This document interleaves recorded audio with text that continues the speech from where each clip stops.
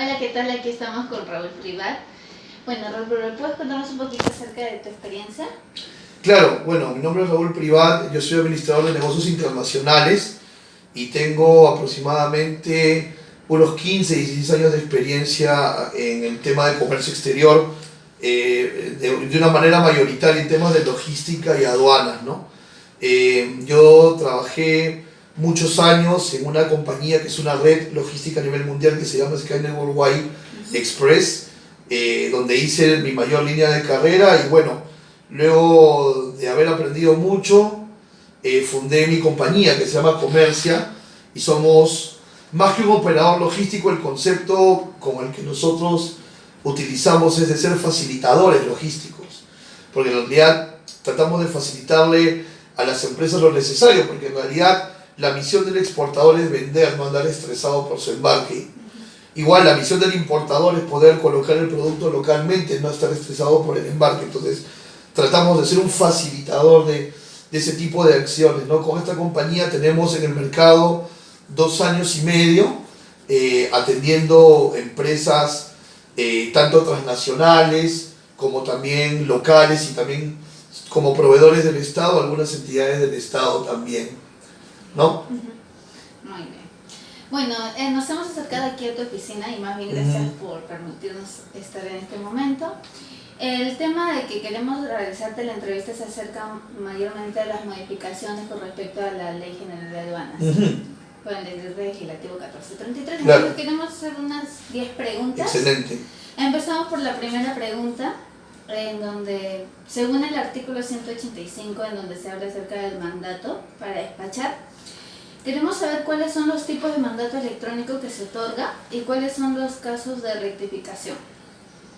Asimismo también, si solo se va a aplicar para las agencias de aduana o también para las agencias de carga que forman parte del procedimiento. Claro, fíjate, vamos a hacer un poco de historia. Antes de las modificaciones, nosotros teníamos 3 maneras de hacer el mandato aduanero.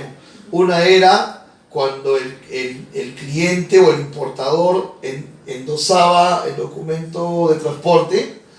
Otro era una carta poder simple a través de un notario que duraba todo un año, y la tercera era el mandato electrónico a través de la clave SOL.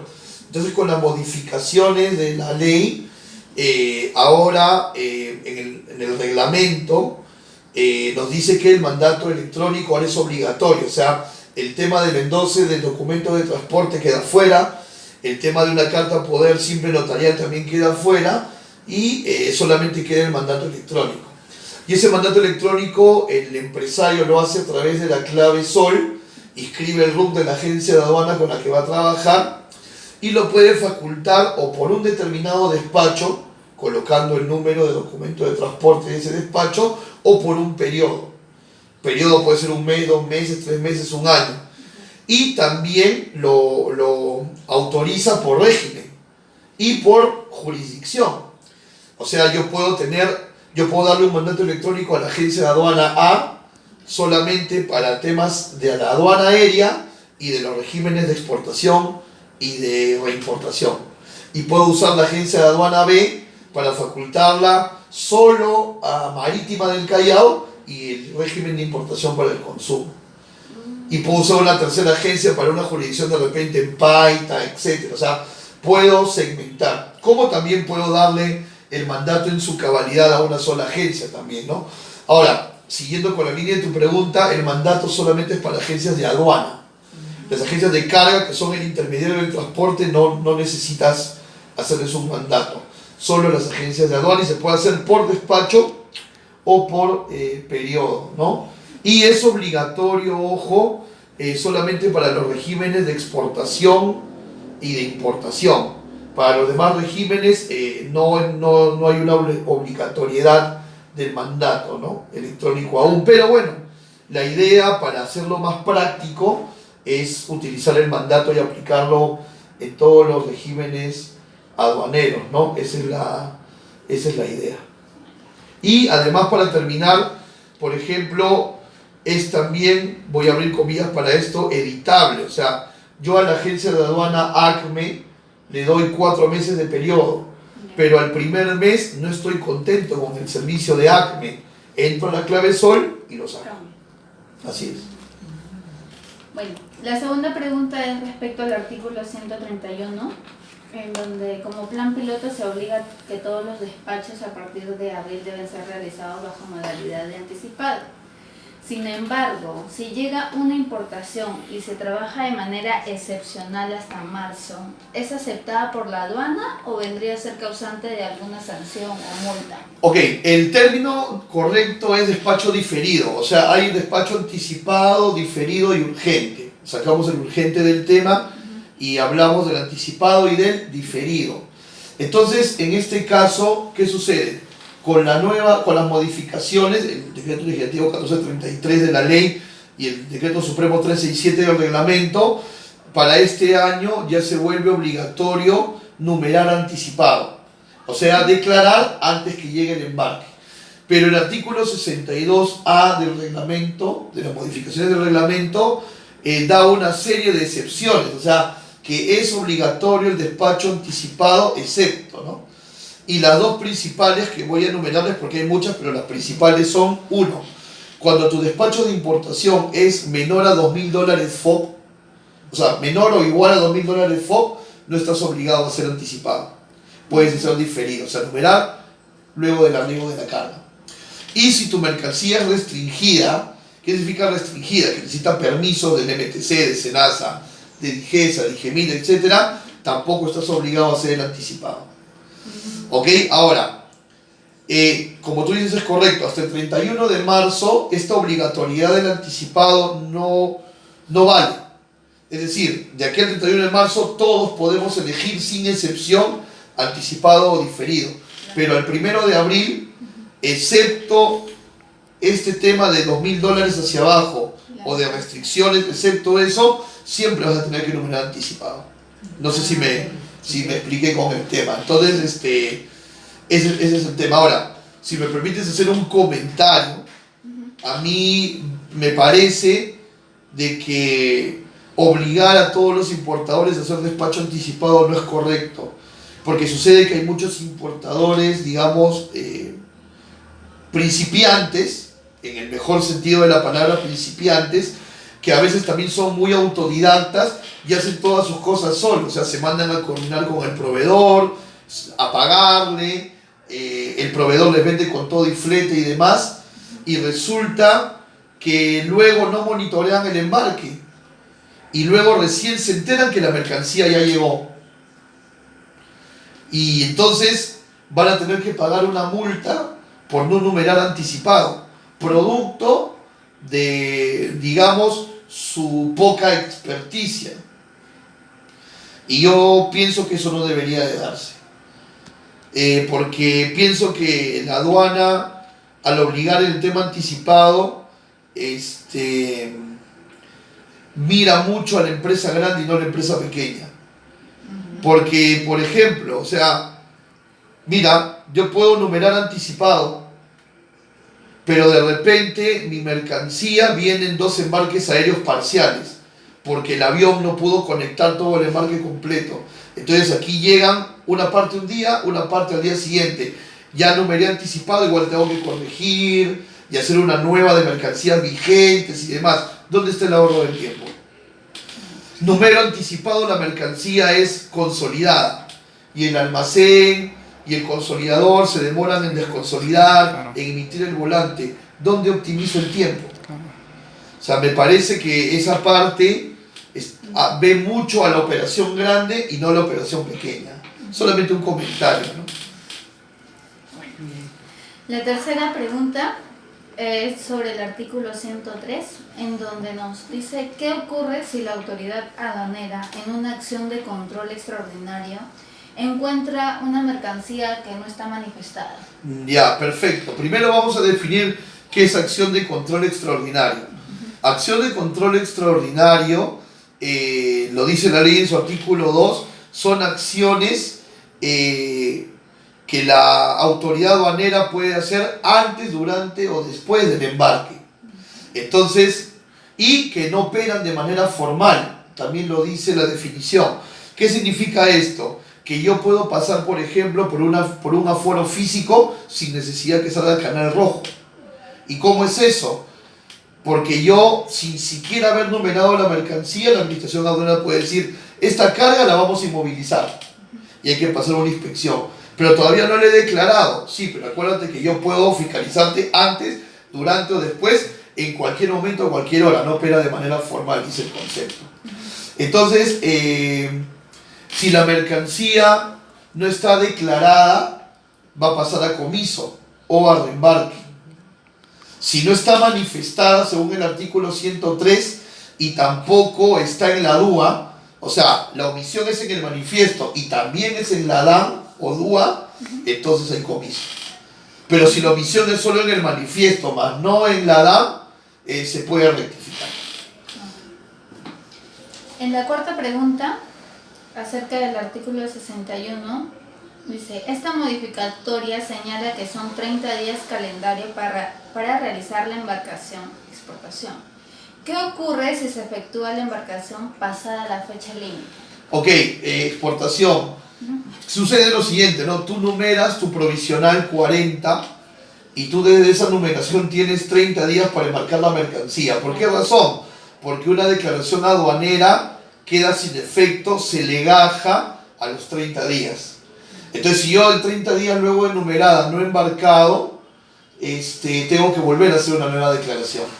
Eso es lo que va a pasar. O sea, luego de 30 días de haber numerado la DUA 40, si la mercancía no ha salido del territorio aduanero, tengo que volver a hacer una declaración nueva, porque la anterior queda archivada o legajada.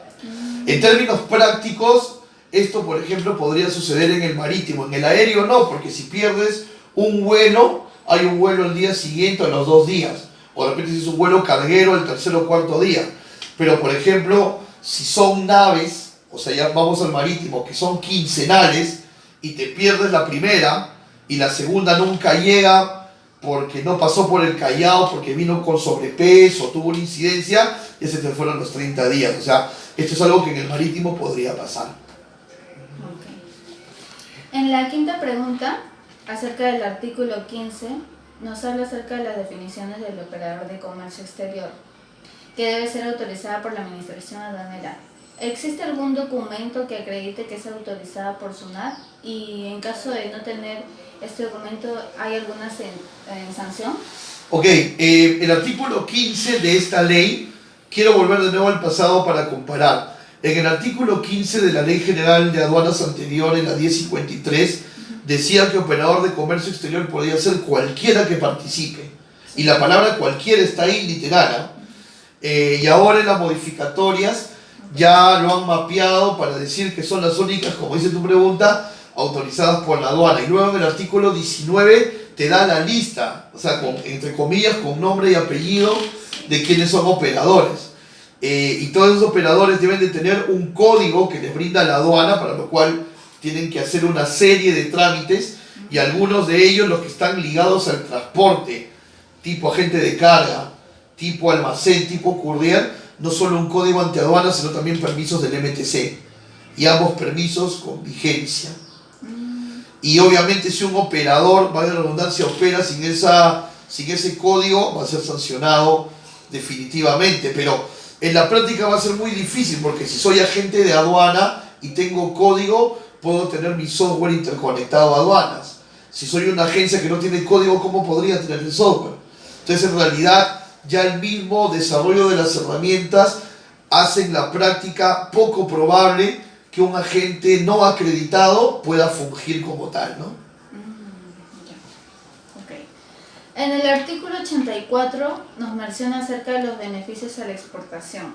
Menciona que para acogerse a los beneficios tributarios o aduaneros aplicables a la exportación, la declaración de exportación definitiva debe estar regularizada.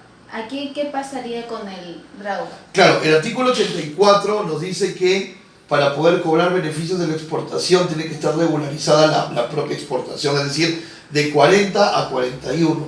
Y solo teniendo regularizada la exportación es que podemos obtener los beneficios, por ejemplo, de restitución de derechos sancionarios o drawback, que es el 3% del FOB, la recuperación del IGB del exportador también, ¿correcto?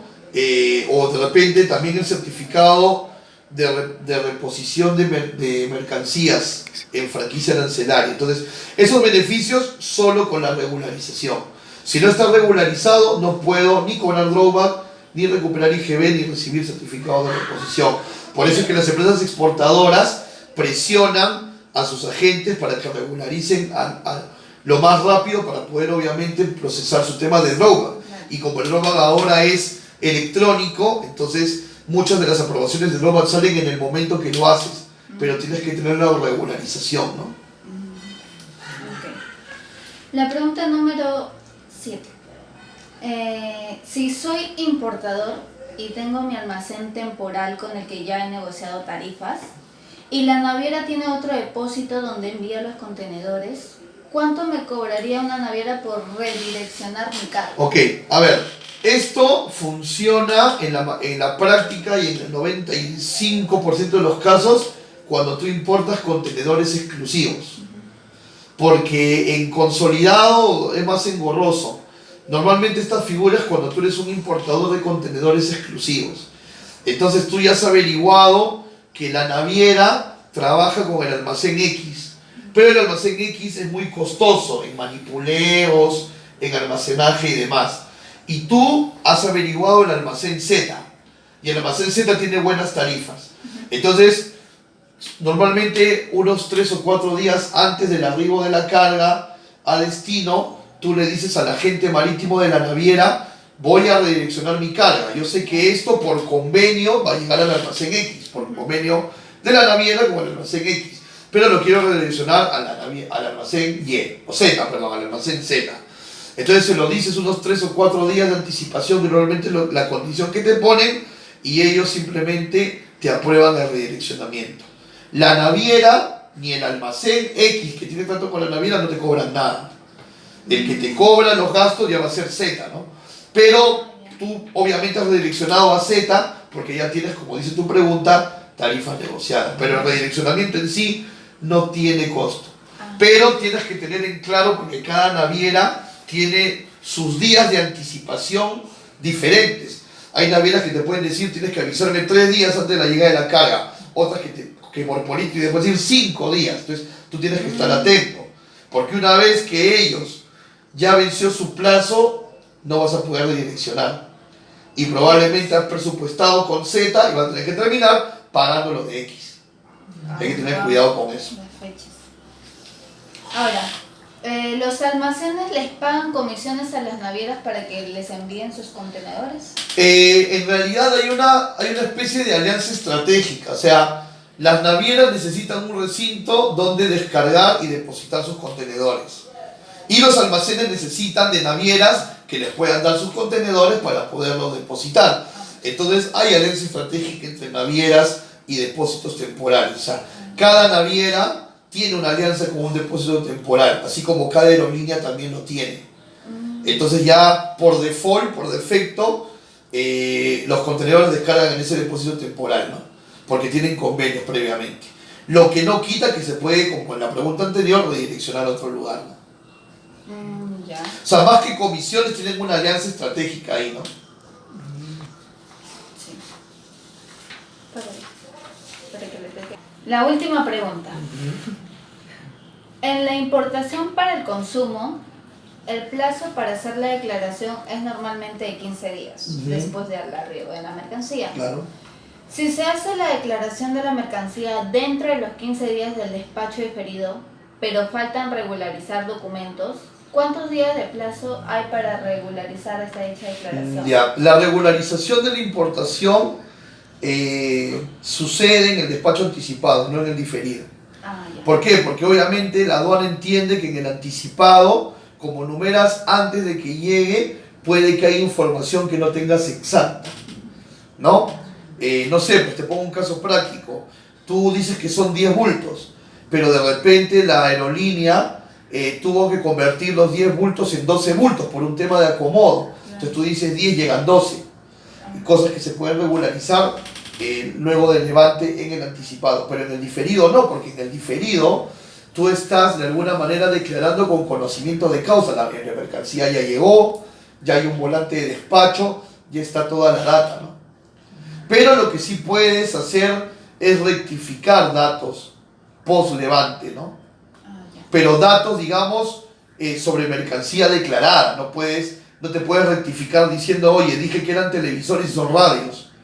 No, o sea, puedes rectificar una serie, un modelo, de repente, como en el caso del Digemit, que el Digemit le exige al importador que la declaración de aduanas esté con el nombre como está en el registro y de repente a la hora de hacer la declaración no se hizo tan literal y se corrige eso, ¿no? Ese tipo de cosas sí. Pero la regularización solo en el anticipado. Ya.